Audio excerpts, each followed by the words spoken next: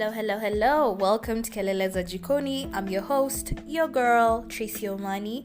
Hi guys, how is your Wednesday coming along? Thank you so much for being here with me this early at 9 a.m. But even if you're listening later on in the day or later on in the week, it's cool. We Gucci, we easy. Thank you so much for the engagement. As usual, first 5 minutes, we're just, saying thank yous. But yeah, thank you for sharing. Thank you for reposting. I'm really grateful for all your efforts. We also had a little game on Kelele za Jikoni, and if you haven't followed our page right now, unafanya? No, unadu. Let's baya. I know life is busy, but come on, follow me, thanks. So moving on. So we played a little game of this or that on Instagram last week, and it was really interesting seeing your answers. Like, genuinely, I thought more of us would be toxic. Turns out it's just me and a few of my friends, because sheep flock, that saying that I forget. Actually, how does it go? Oh, birds of a feather. Wow, it's not even sheep. I promise I'm smart. Yeah, occasionally on other days, I promise. You can ask a few of my friends, because they're all stupid.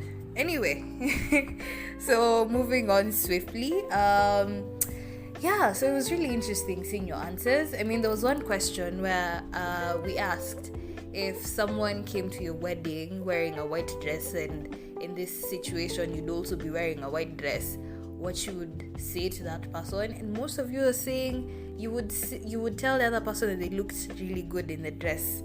Guys, wacha tu nikwe honest. Could never be me. I'd be there looking for an alternative for this person to wear.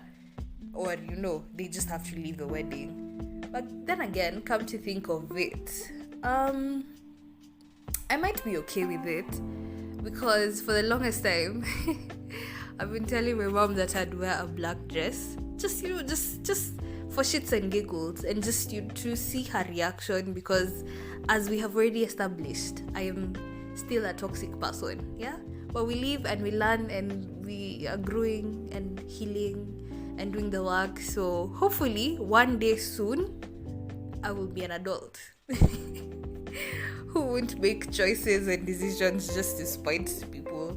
But anyway, it's usually very interesting seeing how she reacts whenever I say I'm wearing a black dress, because my mom is Christian, and she's one of those women who believe that a wedding is not a wedding unless it's in a church and you're wearing white to signify how pure you are. So just imagine me telling her I want to wear a black dress. I would just imagine. Yeah, but again, nisipompa stress, who will? Moving on swiftly. So I know you guys have already seen the topic of the day, and today we are discussing whether we as women want men to be empowered. Yeah, so the inspiration of this topic came from a story I came across a few weeks ago. So I don't know if you guys have come across it, but there's a Kenyan doctor who has petitioned to have the paternity leave for men extended from the current 2 weeks to 3 months. Yeah? And this has sparked different reactions from people, especially women. And seeing how many women reacted is actually what got me thinking. We talk about how we want men to be empowered, we want men to be in touch with their emotions, but our actions are actually not in line with what we say. And I'm not, I know I'm using we, but I know there are a few exceptions to the rule. So if you feel like nimekukazia sana, ingia DM niambie, by the way, utaacha jokes. Please, we're not all in the same boat. Feel free to call me out on my DM, yeah. So again, if you haven't come across this story, you can just search online and read up on it and see where this doctor is coming from. So a few of the things he actually highlighted on the article I read were that it was discriminatory to have the men have their paternity leave for 2 weeks and the women have it for 3 months, because the father is also part of the process, part of the baby's journey, and they too would like to be there for the child, to see how it is to raise a child, be there for the wife or the girlfriend as they're healing, because pregnancy, as we also saw at Kelele za Jikoni, could not stress this enough. Full of you at Kelele za Jikoni, but then again, no pressure. Anyway, last week we also discussed a bit about pregnancy and the reaction that men have around women and how they bounce back. So you can check that out on the highlights or at Kelele za Jikoni again. No pressure. Anyway, so yeah, a few of the pros that some people highlighted on this topic. Many men, okay, not many, a few men, the ones who are in the comment section, were talking about how they would want to be there for the wife, to complement the wife. So as the wife is probably feeding the baby, they are running the bath, as the wife is resting, wife, girlfriend, baby mama, this, guys, this can be used in any way, so depending on the situation. But yeah, so they would be there to complement the mother's efforts, yeah, and that makes sense. It does. There are many men who are stand-up guys who would definitely be there through thick and thin, through the baby crying throughout the night, through the mother being unwell or having depression, because at times postpartum depression happens, and also the man would also want to be part of a baby's formative stages, to see when the baby first smiles, or when they, I don't know, to just be there through all the milestones, yeah. And in the first 3 months, you really get to see the baby grow and see the baby change. And at most times they're not there, they're at work, so they miss many of these things, and they too would want to be part of the process. So yeah, those were the sentiments from the men and also some women in the comment section. But majority were not for it, and some of the reasons they gave were, one woman said, what are the men actually going to be doing? Because most of the time it's going to be the mother breastfeeding the baby or the mother washing the baby. Because in the first few months, I have noticed with the few people who I have seen, the mother is usually very protective of the baby, so most of the time they're the ones who are going to be hovering around the child. So to this particular woman, she just doesn't see what the guy will be doing the entire day at home. So she would rather have him go to work and just be there for the 2 weeks, and that's it. Others also talked about how men will take this opportunity to be in the streets, yeah, as it is right now with the 2 weeks of paternity leave. Men are still being absolutely disgusting, yeah. This is a time where some men will be in the clubs telling some 20-something-year-old how, he's a man and the wife is pregnant and he has needs, yada, yada, yada. And guys, I am speaking from personal experience. I have had a guy tell me in the club that he is married, 1, the wife is pregnant, 2, and 3, that him as a man, he has needs and the wife is not able to be there for him, so he has to go and take care of himself. I'm just like, this guy seemed like he didn't see any problem with what he was telling me. Nothing. It just seemed so normal for him, and I was just like, I mean, I was so shocked. One, two, absolutely disgusted, because how I mean, in what world will you tell me that one, you're married, two, your wife is pregnant, and here you are hitting on me, and what am I supposed to do? Fall at you? I mean, I just at times I do not understand what goes on in men's heads. I do not understand. I really don't. But then again, if they're using these strategy, I don't even know what to. If they're still saying these things must be working for some women. And to you, those women, I don't even know if you're listening to this podcast, but me, I'm judging you. I'm judging you. If you willingly actually agree to hook up with a married guy or someone who has just explicitly told you that they are expecting a baby in a few months, and there you are just, accepting this guy's advances. Apana. No. Anyway, so this guy will finish from the club drunk, right? Go home, then either that night or the next day they are hungover and they're puking. So this will be, again, extra work for the wife, the girlfriend, the baby mama, because they're, they have a newborn, but then they also have to take care of you because you're a man child, right? So it's so much work, and then having these guys out of work and still getting paid. So the idol, there's nothing they're doing, so they're going to go on a drinking bender, and then this hangover stints will just be more. So there it will just be such a hassle for the mother, for the. So to these women, they would rather just have them at work, busy, stressed out with work, occupied, not idle, because an idol's a devil. What?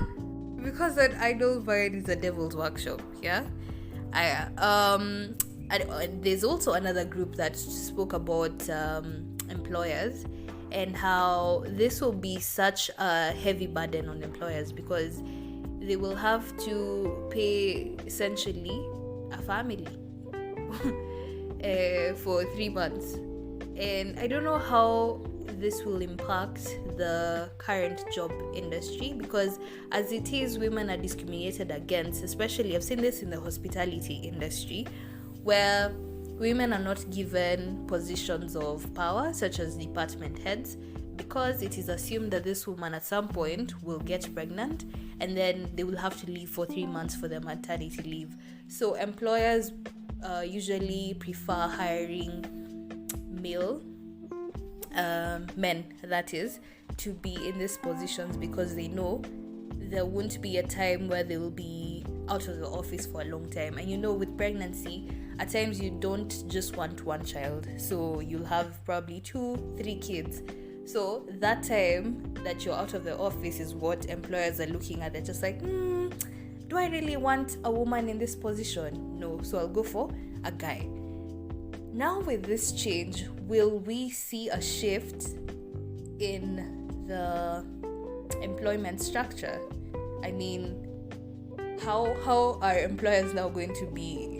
And I'm not even saying discrimination is, accepted. It's really just a really bad thing. But I'm interested. I don't know. I can't wait to see how the employment structure will change, because I think there'll definitely be a shift. I don't know whether women will actually be given positions of power, but I guess we'll have to wait and see if this petition is actually passed. So on to the topic of the day. So reading all these comments made me think, do we actually want men to be empowered, or do we just say it for the sake of saying it? Because a majority of the women were speaking were not for the idea, and most of the time I hear women talking about how we want men to be in touch with their emotions, we want men to cry whenever they want to cry.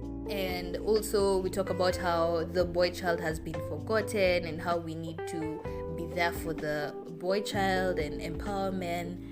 But in the same breath, we also talk about how we won't date men who are in touch with their emotions because they are quote-unquote gay, or we won't date the nice guy because we prefer the bad guy. And I it makes me think, and I don't know if you guys are with me on that. And there are a few ideas I have as to why I think women don't want men to be empowered. One of the reasons I think is if we push for men to be empowered, it might seem like we're propagating patriarchy, and patriarchy is a system where men hold the power and women are largely excluded from it. So if we're pushing for men to be empowered, it might seem like we are neglecting the woman in some way. And also, men have been holding the power for so long, and women have been discriminated against again for decades. Or many might feel like it's time for the woman, it's time for the woman to be in power. And I think this is one of the misguided views in the feminism movement, where feminism is taken to be a movement about women, a movement against men. So a movement pushed by women just, to bash men. But that's not what feminism is. Feminism is the push for women's rights on the basis of equality of sexes. So feminism is about equal rights and equal opportunities for all. Yeah? So when it becomes women against men, then that's not what feminism is, but that's how it seems. And that's a misguided view that many people actually have. There are men who immediately they hear that you're a feminist, they'll just, completely shun you, completely avoid you, because they're just like, I don't want to be around this person because they're essentially against everything that is me as a man. Yeah? But again, it's all about educating yourself. And in this podcast, we always say, I've been saying, do your own research. So learn, right? Don't just take things at face value. Don't just take things by what you're told. Do your own research and actually have the facts. Yeah. So going by that, then men should actually be given the 3 months of paternity leave, because if we're fighting for equal rights and equal access to opportunities, why shouldn't men also be given the right and the opportunity to be there for their baby as the baby is growing? Yeah. And there are some women who also spoke about being the ones who carry the baby for 9 months. So to them, it doesn't make sense for the man to be given 3 months of work, and yet their work was done in about 10 minutes, cough, cough, yeah? So to them, it really doesn't make any sense. But then again, this is also a misconception, because some people think feminism is about seeking sameness. It's not really about seeking sameness. It's just, about seeking equal rights and equal opportunity. So same does not mean equal. And men do not have to be the same in physicality to have the right to equality.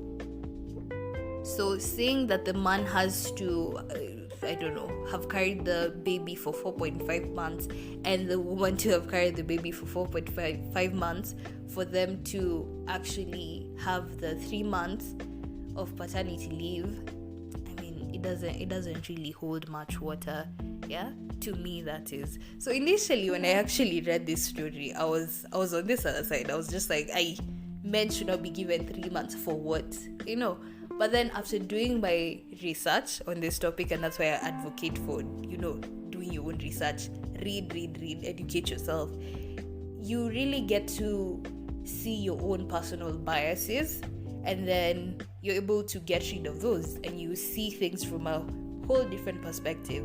So I want you guys to have a deeper understanding on where you personally stand on the issue of equality, because that's essentially what we're talking about here.